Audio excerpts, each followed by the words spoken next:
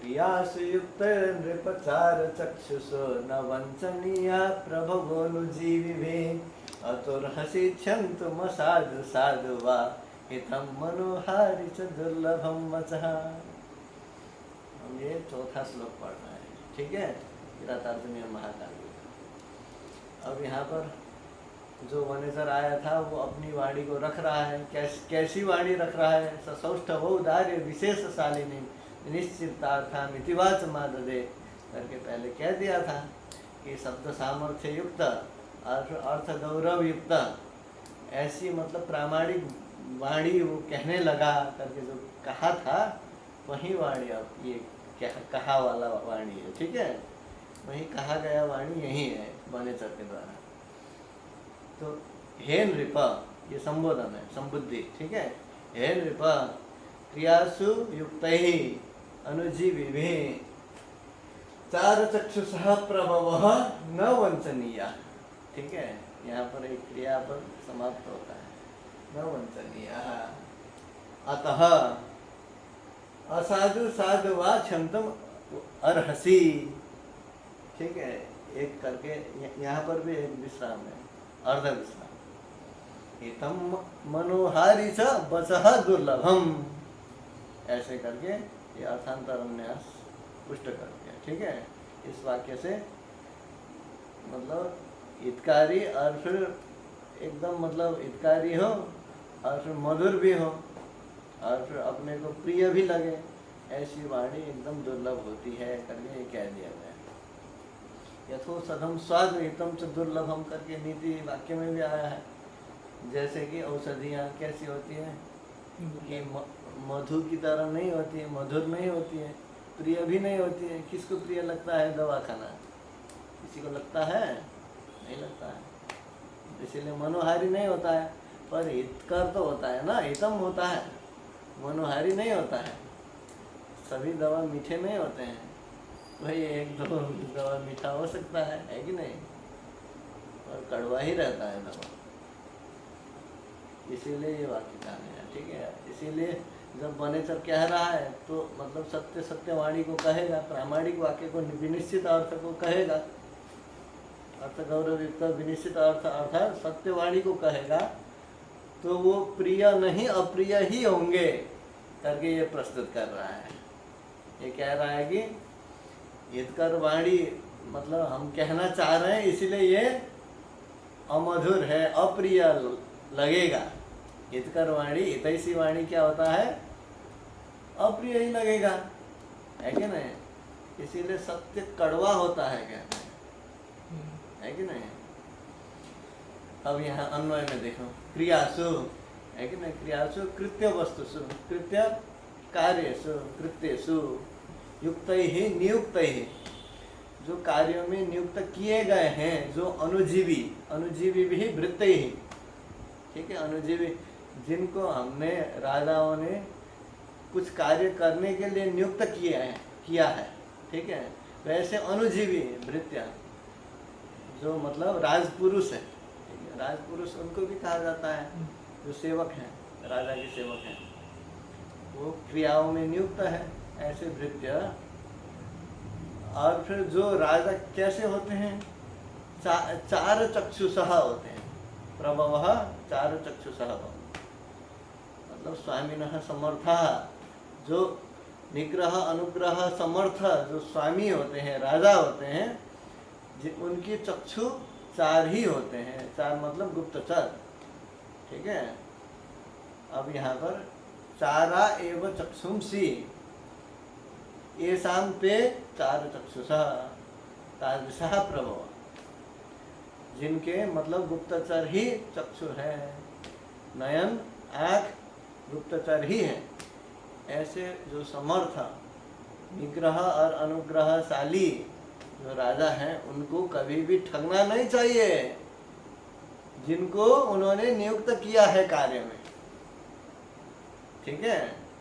और फिर राजसा प्रभवः अर्थात निग्रह अनुग्रहशालिनः राजानः अथवा स्वामिनः न वंचनीयः न प्रताड़नीय, ठीक है, उनको प्रताड़ना नहीं करनी चाहिए, नहीं ठगना चाहिए, न वंचनीय, ठीक है, ऐसे करके कह दिया।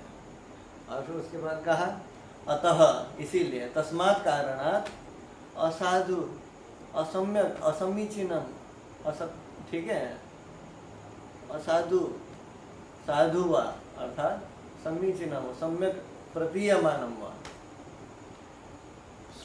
श्रोतुम अर्हसि क्षन्तुम अर्हसि सोढ़ुम, ठीक है, क्षन्तुम अर्थात सोढ़ुम, सहन कर सकते हैं आप, साधु हो, सही हो अथवा सही न हो बात, आपके लिए उचित लगे या अनुचित लगे, वो भी आप सहन कर सकते हैं।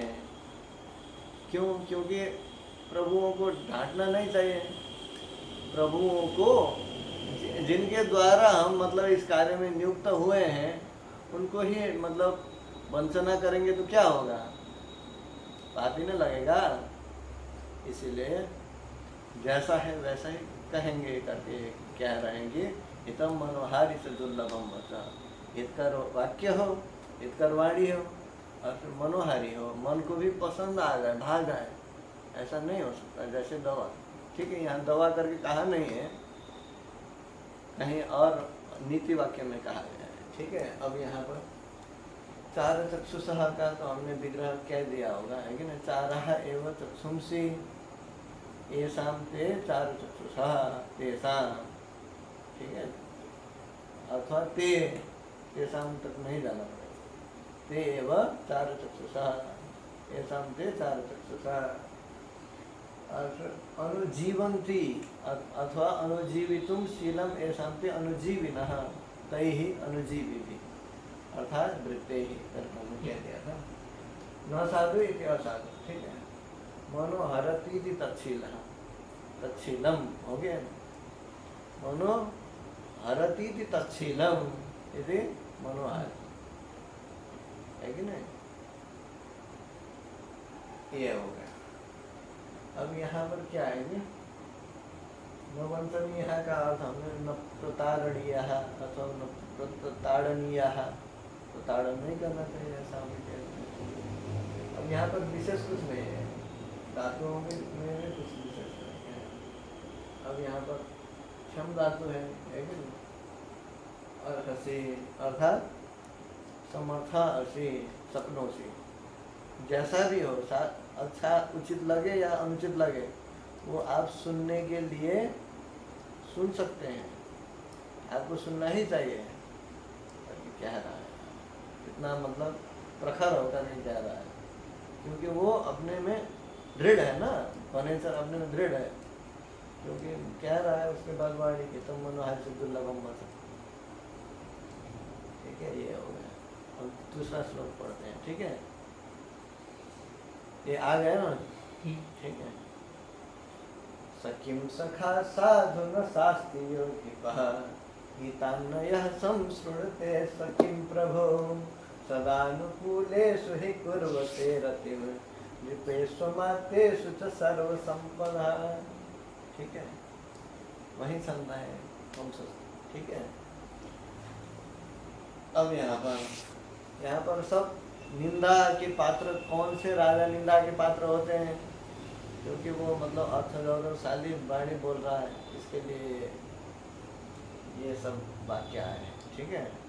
अर्थगौरवशाली कैसे है, कैसे मतलब अर्थ की गहनता है उसमें, उसकी वाणी, क्योंकि यह अधिपः साधु न शास्ति सह किम सखा, सह किम सखा, ये एक पद है, किम सखा, ठीक है।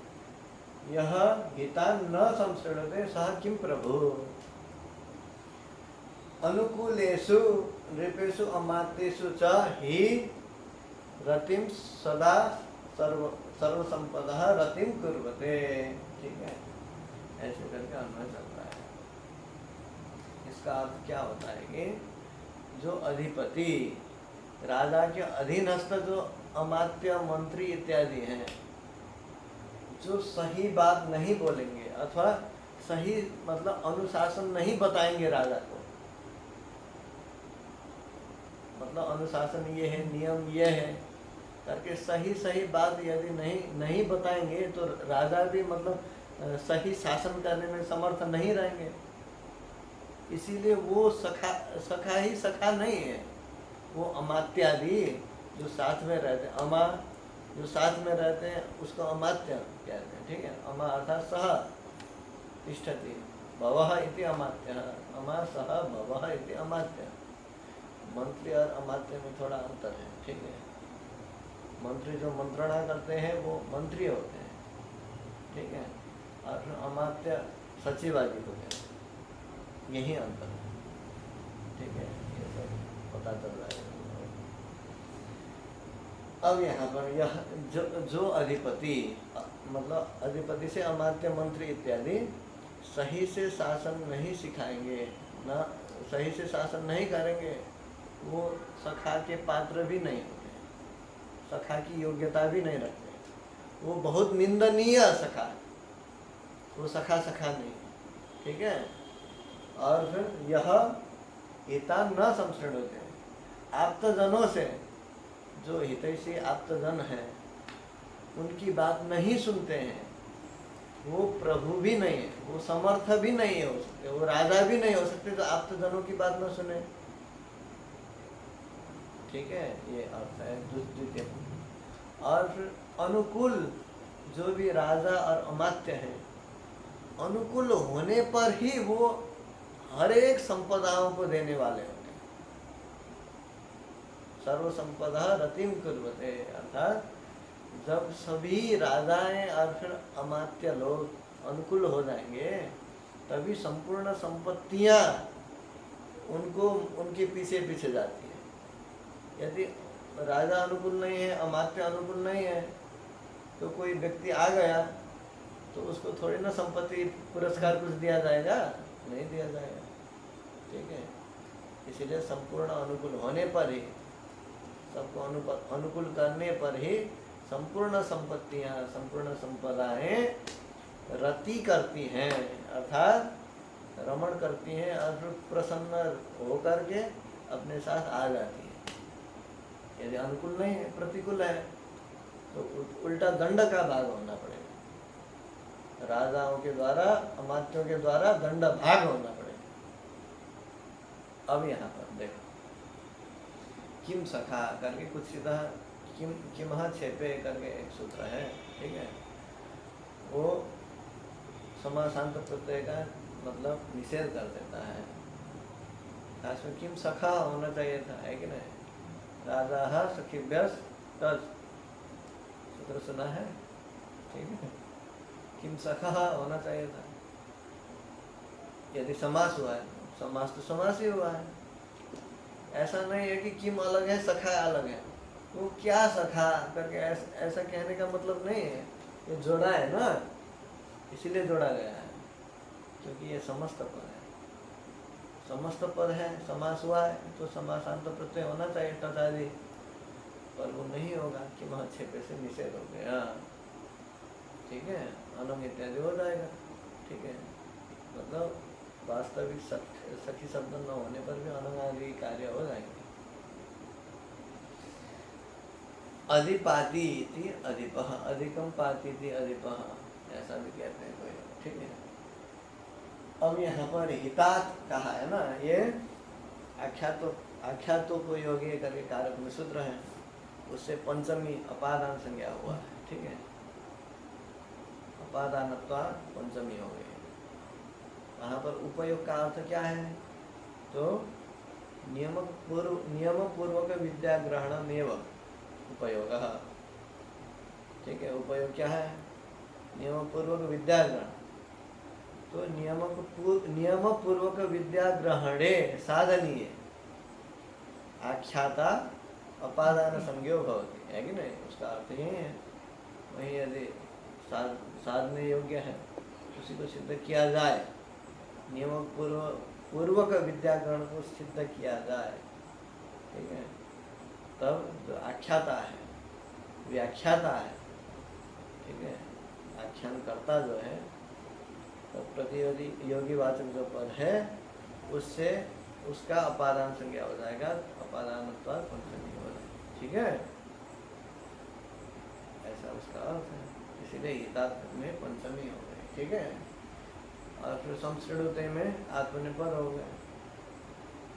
ठीक है, यहाँ पर सम उपसर्ग पूर्वक होने के कारण श्री श्री धातु से, ठीक है, और श्रु धातु है खास में स्वर श्री इत्यादि आदेश होकर के श्री बन जाता है, नु भी हो जाता है। ठीक है, तो संश्रिणुते। और फिर किम प्रभु में भी वही बात है, क्षेप अर्थ में, निंदा अर्थ में, वो समर्थ राजा ही क्या क्या समर्थ, जो हितैषी लोगों का, हितैषी जो आप्तधन है, मतलब यथार्थ वक्ताओं की बात नहीं सुनेंगे, तो वो राजा राजा ही क्या राजा, समर्थ ही क्या क्या सामर्थ्य उसमें, वो निंदा का ही पात्र होगा। जैसे हो गए धृतराष्ट्र, है कि ना, इससे वो डरते थे, पकते थे, क्योंकि दुर्योधन का प्रकोप है उसमें चढ़ा हुआ है कि नहीं, इसीलिए उसका भी ऐसे ही नाश हो जाता है, ये पहले से ही उपलक्षित करते हैं। ठीक है, हितान्वयः संश्रिणुते सखिम प्रभु सदानुकूलेषु हि। अब यहाँ पर कोई समास उतना विशेष नहीं। अमा सह तिष्ठति थी, अमात्यः अव्ययात्यप, है कि नहीं, त्यप प्रत्यय हो गया। सर्वाश्रताः संपदः इति सर्वसंपदः। ठीक है, सर्वाश्रताः संपदः इति सर्वसंपदः। अब इसका भावार्थ यही है कि वो राजा कभी राजा नहीं हो सकता जो आप्तजनों की, यथार्थ वक्ताओं की बात न सुने। वो अधिपति, वो मंत्री नहीं होता जो सही शासन, उचित शासन नहीं करता। ठीक है, इसीलिए क्या होता है कि संपूर्ण राजा और अमात्य जब अनुकूल हो जाते हैं, तभी सभी संपदाएं उसके पीछे आती हैं, नहीं तो नहीं आती। यदि अनुकूल नहीं है, प्रतिकूल है, तो दंड के भागी हो सकते हैं। राजा दंड दे सकते हैं, अमात्य भी दंड दे सकते हैं, यही अर्थ है। ठीक है।